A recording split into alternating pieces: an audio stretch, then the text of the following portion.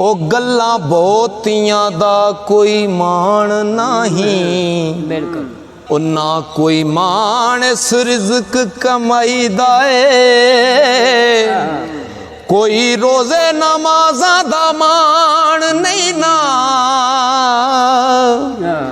ना कोई मान लखाई पढ़ाई दा ए। ते ना कोई मान चंगियाई बंदे आई वाला, ना कोई मान लिबास सफाई दा। मान है ते सिर्फ सरदार साया,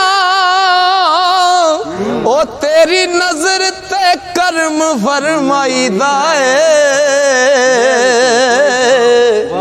तेरी नजर ते कर्म फरमाई दा।